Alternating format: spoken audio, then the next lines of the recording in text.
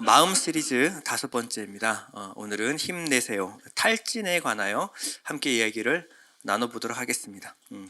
여러분, 탈진이 무엇일까요? 탈진이 흔히 탈진 증후군 그리고 소진 증후군이라고 부르기도 합니다. 한 가지 일에 몰두하던 사람이 신체적으로나 정신적으로 극도의 피로감에 시달리는 것, 빠지는 것을 탈진이라고 합니다. 영어로는 탈진을 번아웃이라고 말하고 있죠. 번아웃. 말 그대로 다 타버린 상태입니다. 성냥에 불이 붙었는데 이 성냥에 불이 다 타버리고 이제는 신라같이 구부러져서 더 이상 소진될 것도 불을 붙여도 타지 않는 그런 상태를 번아웃, 탈진이라고 합니다. 사람이 탈진에 걸리면요, 사람이 원래 능률이 있었던 사람이 능률이 떨어지고 조금만 일을 해도 쉽게 피로감을 느낍니다. 사람의 융통성이 없어지고요, 유머 감각이 사라집니다. 원래 안 웃겼던 사람은 탈진이 아니라 원래 안 웃긴 겁니다. 그건 상관이 없고요. 원래 재밌고 유쾌했던 사람이 융통성이 없어지고, 예전에는 좀 심각한 일 앞에서도 좀 웃어서 넘길 줄도 알았는데 이 사람이 이제는 왠지 그냥 매사에 다 심각하고 융통성이 사라진, 그럴 때는 탈진을 의심해 봐야 합니다. 마음이 괴로우니까 그런 겁니다. 마음이 괴로워서 그런 거예요. 한 갤럽 조사에 의하면 한국 사람의 85%가 이 탈진 증후군에 시달린 경험이 있다라고 답을 했습니다. 우리가 먼저 탈진에 대해서 얘기할 때는요, 탈진과 피곤을 구별할 수 있어야 합니다. 피곤은요, 일시적인 스트레스 혹은 프로젝트성 일을 할 때 순간적으로 찾아오는 것이 바로 피곤과 스트레스입니다. 뭔가 중대한 시험을 앞두고 있을 때, 혹은 중대한 발표를 앞두고 있을 때, 다음 주 추수감사절 발표를 앞두고 있을 때 잠시 피곤한 거는 피곤입니다. 그건 잘 먹고 잘 쉬면 회복이 됩니다. 그러나 번아웃 증후군은 휴식으로 해소되는 피곤이 아닙니다. 탈진은 체력의 문제가 아니라 마음의 문제이기 때문에 그렇습니다. 어떤 일을 반복함에 있어서 의미와 동기부여, 보람이 사라져버린 거예요. 이것이 바로 탈진입니다. 내가 탈진이 왔는가, 내가 그냥 피곤한 건가, 이것을 알아보기 위해서는 여러분들이 할 일이 엄청 많은데, 해야 될 일, 할 일들이 많은데 그것을 할 수 있는 시간과 체력이 부족하면 피곤입니다. 그런데 그 많은 일 앞에서 더 이상 하고 싶은 마음이 들지 않을 때, 마음의 동력이 사라져버리면 탈진인 것입니다. 젊은 나이에 생을 마감한 김광석이라는 가수 혹시 아십니까? 김광석, 제가 좋아하는 가수 중에 한 명인데요, 그 가수가 부른 서른즈음에라는 노래는요, 가사가 이렇습니다.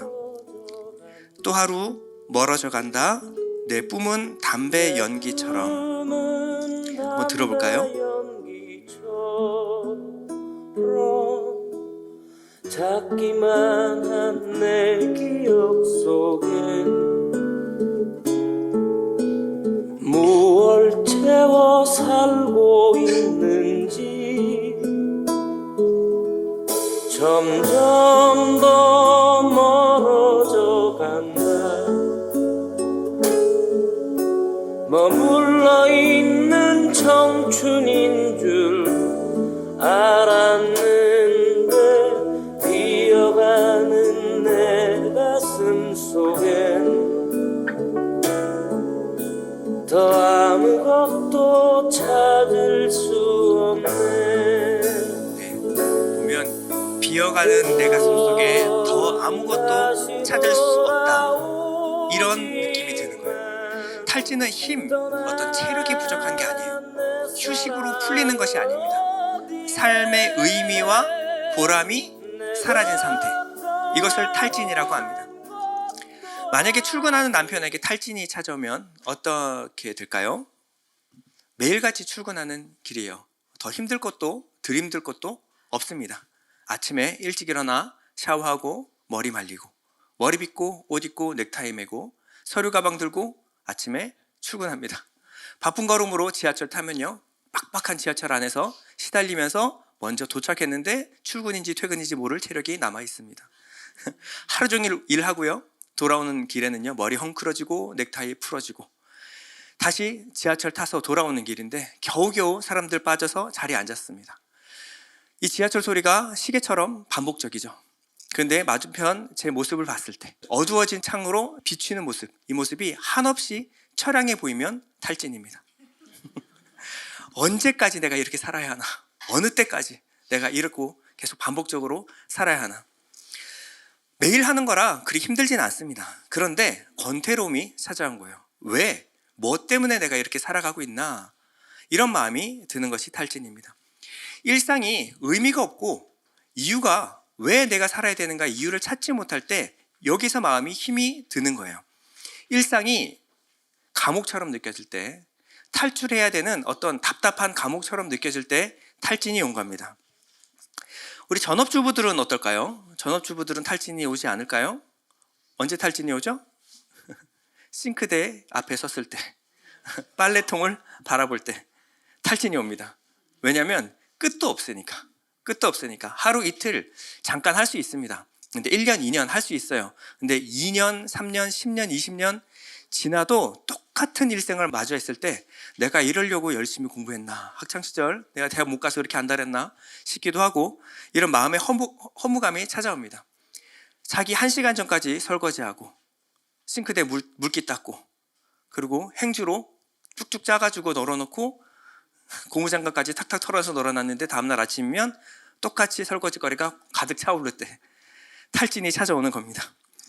남편과 자식들은 속을 아는지 모르는지 자기 먹은 거 딱 내려놓고 숟가락 내려놓고 소파에서 뒹굴고 있는 모습을 보면요, 젓가락을 날려버리고 싶은데 그럴 수는 없고 내가 자기네들 식모인가? 라는 생각이 들 때 마음속에 탈진이 찾아옵니다. 매일 하던 집안일에 보람이 있으면요, 그리고 닦는 그 그릇이 말끔히 비워지는 것을 보면서 우리 자식들이 참 건강하게 잘 자랐다라는 마음이 들면 탈진이 아닙니다. 그러나 내일도 모레도 이유 없이 계속 이 일을 반복해야 된다는 일상에 지쳐버리면 탈진이 찾아옵니다.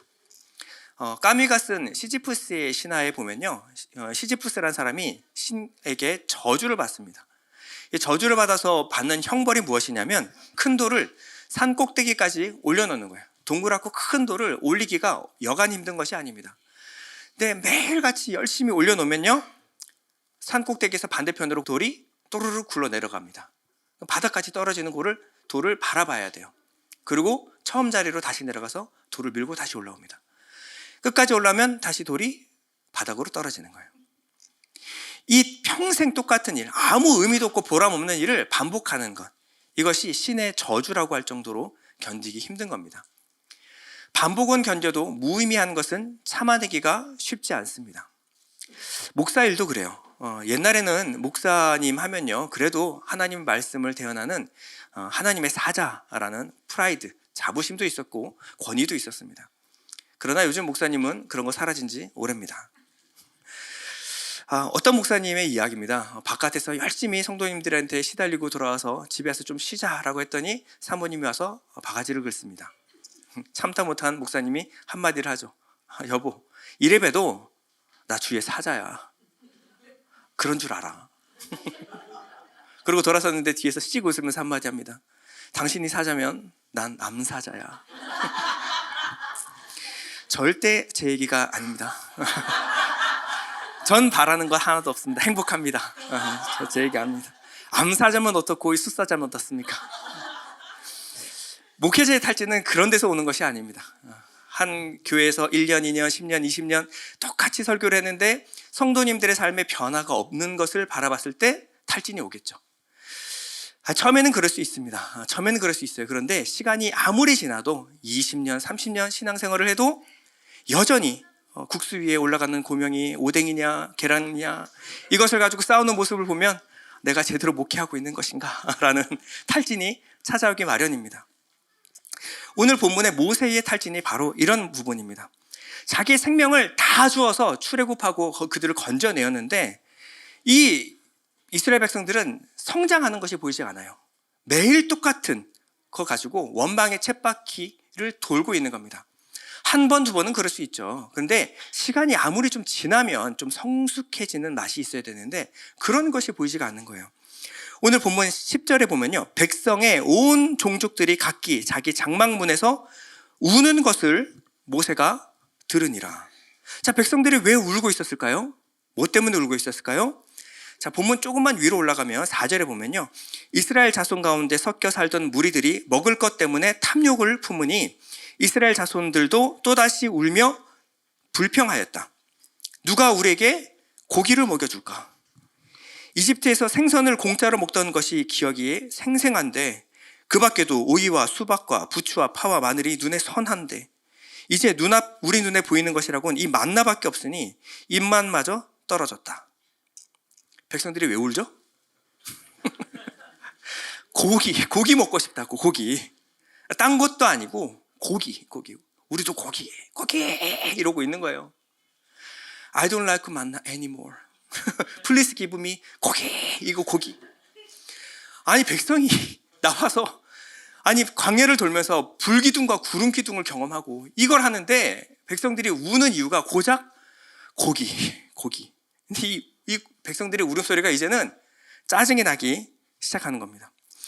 10절에 보면 백성의 온 족속들이 각기 자기 장막문에서 우는 것을 모세가 들으니라. 이러므로 여호와의 진노가 심히 크고 모세도 기뻐하지 아니하여.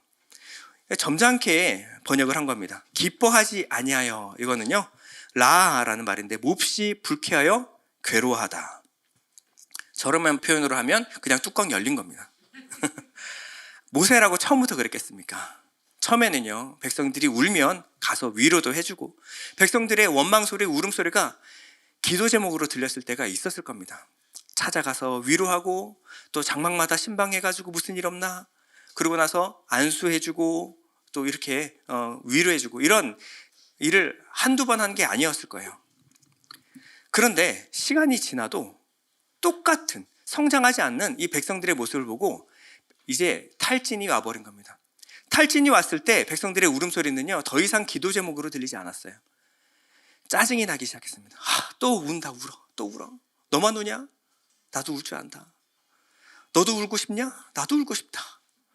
같이 울고 있는 거예요. 마음의 힘이 다 빠져버려서 그렇습니다. 마음이 너덜너덜해져 버린 거예요. 더 이상 위로하고 더 이상 기도해 줄 마음이 사라져 버린 겁니다. 탈진에서 온 원망이 시작이 됐는데요, 이 원망의 수위가 처음에는 이스라엘이었는데 대상이 하나님께로 옮겨갑니다. 그리고 원망의 수위가 점점 높아지기 시작했어요. 우리 표준 세번역으로 11절부터 한번 여러분 다 같이 한번 읽어볼까요? 시작. 모세가 주께 여쭈었다. 어찌하여 주께서는 주의 종을 이렇게도 괴롭게 하십니까? 어찌하여 저를 주님의 눈밖에 벗어나게 하시어 이 모든 백성을 저에게 짊어지우십니까? 이 모든 백성을 제가 잉태하기라도 했습니까? 제가 그들을 낳기라도 했습니까? 어찌하여 저더러 주께서 그들의 조상에게 맹세하신 땅으로 마치 유모가 젖먹이를 품듯이 그들을 품에 품고 가라고 하십니까? 백성은 저를 보고 울면서 우리가 먹을 수 있는 고기를 달라 하고 외치는데 이 모든 백성에게 줄 고기를 제가 어디서 구할 수 있습니까? 저 혼자서는 도저히 이 모든 백성을 짊어질 수 없습니다. 저에게는 너무 무겁습니다. 자, 모세가 시작했던 원망은요 구체적이 되고요, 그리고 하나님을 향한 원망이 점점 수위를 넘어가서 15절에는 무슨 결심이라도 한 듯이 이렇게 하나님께 구합니다. 주께서 저에게 정말로 이렇게 하셔야 하겠다면, 그리고 제가 주님의 눈밖에 나지 않았다면 제발 저를 죽이셔서 제가 이 공경을 당하지 않게 해 주십시오. 모세의 원망이, 탈진이 끝까지 가버린 거예요. 자녀를 키우는 일, 또 손자를 돌보는 일, 이게 마냥 힘든 일만은 아닙니다. 내가 건강하고 마음에 힘이 남아있으면요, 우리 새끼 돌보는 거, 우리 손자 돌보는 게 그리 힘들지가 않아요. 밤에 울어도 안아주고 얼레주고 달래줄 마음이 있습니다. 시간 되면 이유식 먹이는 일도 그리 힘든 일이 아닙니다. 똥 싸고 오줌 싸도 그렇게 냄새가 역하지 않아요. 그냥 기저귀 열어보고 아이고 푹푹 쌌네, 푹푹 쌌어. 우리 애기 똥 쌌죠요? 뭐 이러면서 100번이고 1000번이고 갈아줄 수 있습니다. 근데 똑같은 일인데 마음의 체력이 떨어지면요, 탈진이 와버리면요, 매일같이 들렸던 그 울음소리가 신물나기 시작합니다. 불쾌하고요, 짜증나기 시작해요. 지겹게 들립니다. 정말로 애가 미운 게 아니에요. 그냥 그 울음소리 그 자체가 견딜 수가 없는 겁니다. 탈진이 오면요, 그만 좀 울어. 좀 그만하자. 나도 사람이야. 엄마도 사람이야. 엄마도 너무 힘들어. 이런 마음이 훅 올라오는 거예요. 단순 모성애의 차원이 아닙니다. 탈진이 오는 거예요. 부부싸움 100번, 1000번 해도요, 서로 마음 확인하고 서로 이해하게 됐으면 부부싸움도 할 만합니다. 그런데 어느 날은 부부싸움하고 나서 돌아섰는데, 아까는 내가 미안했어 라는 말이 목구멍에서 안 나올 때, 관계를 다시 회복해야 되는 건 알겠는데, 아니 매번 내가 미안해야 돼? 내가 먼저 찾아가야 돼? 아니, 잘못하는 것도 없는데 매번 내가 수그려야 돼? 이런 마음이 오면요, 마음이 지쳐버린 거예요. 저희 부부 얘기가 아니라는 거를 여러분들이 저는 행복합니다. 저는 괜찮습니다. 네, 이런 부부싸움이 지쳐버릴 때가 오는 거예요. 그러면 우리 이런 지쳐버린 마음을 어떻게 회복해야 하는가? 이게 중요하겠죠. 전문가들은 이렇게 얘기를 합니다. 첫 번째, 충분한 쉼의 시간을 가져야 한다. 아무도 없는 곳에 가서 혼자만의 시간을 좀 보내야 한다. 두 번째, 자신만의 취미 생활을 가져야 한다. 매번 반복되는 일상을 떠나서 나만의 취미 생활을 해야 한다. 이게 다 맞는 말입니다. 그런데 이게 이제 말처럼 쉽지가 않아요. 누구나 그럴 수 있는 여유가 있는 것은 아니니까요. 무엇보다도 중요한 것은 이 탈진이 온 원인이 무엇인가입니다. 마음이 지쳐서요. 몸이 지쳐서가 아니라 마음이 지쳤고 무한 반복되는 일상에서 의미와 보람을 잃어버린 겁니다. 우리가 주말에 잘 쉬어도요, 다시 시작해야 되는 일상이 너무 지긋지긋하면요, 신물이 나면 다시 돌아올 수 있는 자신이 없어집니다. 일상이 돌아와도 힘이 나질 않는 거예요. 아무리 취미생활을 하고 쉬어도 다시 일상으로 돌아오면 머리가 쭈뼛 서면서 신물이 나는 상태. 이것은 회복이라고 말할 수가 없습니다. 유명한 책 중에 회복 탄력성이라는 책이 있습니다. 바람이 탱탱하게 든 공에는요, 아무리 공을 땅에다 던져도 공이 튀어오릅니다. 이것을 탄력성, 탄성이라고 그러죠. 이 공이 근데 어느 날 못에 박혀가지고 바람이 다 빠져버리면요, 바람이 빠진 공은요, 바닥에 턱 하고 붙어버립니다. 더 이상 튀어오르질 않는 거예요. 문제가 아니라는 거예요. 문제는 내 안에 숨이 빠져버린 거예요. 내 안에 마음에 힘이 빠져버린 상태입니다. 문제가 아무리 문제여도 내 마음에 힘이 있고 남아있고 내 마음에 숨이 남아있으면요, 이 문제는 나를 더 높이 튀어오르게 만들어줍니다. 그런데 문제는 내 안에 그 힘, 숨이 빠져버린 거예요. 내 마음에 힘과 숨이 빠져버린 것이 문제입니다. 그러면 탈진이라는 것을 해결하기 위해서는요, 무작정 일을 멈추고 쉰다고 이 숨이 차오르지 않아요. 일상을 떠나서 취미 생활을 가진다고 하더라도 더 이상 일상이 즐거워지진 않습니다. 일상에서 즐거움과 기쁨, 보람을 발견하는 것은요, 쉼이 아니라 성경이 말하는 안식을 통해서만 가능합니다. 창세기 2장 2절에 보면요, 하나님이 그가 하시던 일을 7째 날에 마치시니 그가 하시던 모든 일을 그치고 7째 날에 안식하시니라. 하나님이 그 7째 날을 복되게 하사 거룩하게 하셨으니 이는 하나님이 그 창조하시며 만드시던 모든 일을 마치시고 그날에 안식하셨습니다. 자, 하나님의 안식과 우리의 쉼의 차이가 무엇일까요? 안식, 이 스와밧이라고 하는 것은요, 그저 쉬고 아무 일도 하지 않는 휴식을 말하는 것이 아닙니다. 하나님이 만드신 것, 하나님이 하신 것, 그 완성 가운데 거하시고 누리는 것입니다. 하나님이 완성하시는 것을 누리는 거예요. 하나님 말씀하십니다. 내가 안식하니 너희도 안식해야 한다라고 말씀하셨어요. 이 안식은요, 하나님이 만드신, 내게 주신 것들 안에서 내가 감사하고 누리고 찬양하고 하나님을 예배하는 것입니다. 우리는 하나님을 예배하는 존재로 만들었어요. 우리가 하나님을 예배할 때 하나님을 누릴 수가 있습니다. 하나님이 주신 것들을 우리가 되돌아보면서 감사할 수가 있어요. 그리고 기뻐하면서 안식, 하나님 안에서 쉼과 누림을 우리가 경험할 수가 있습니다.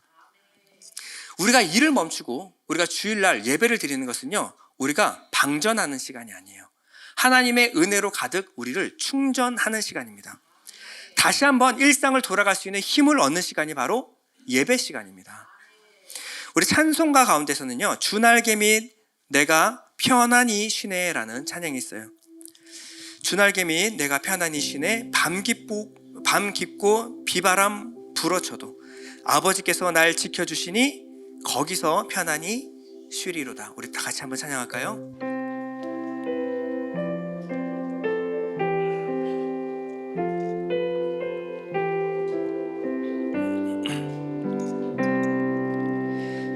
주날개 밑 내가 편안히 쉬네 밤 깊고 비바람 불어쳐도 아버지께서 날 지켜주시니 거기서 편안히 주날개 밑 나의 피난처 되니 주날개 밑 나의 피난처 되니 거기서 쉬기를 원하노라. 세상이 나를 위로치 못하나 거기서 평화를 누리. 주날개 밑 참된 기쁨 주날개 밑 참된 기쁨이 있네. 고달픈 세상길 가는 동안 나 거기 숨어 돌보심을 받고 영원한 안식을 주날개 밑 평안하다. 주날개 밑 평안하다. 그 사랑 그늘 잔위뇨. 주날개 밑 내 쉬는 영혼 영원히 거기서 살리네.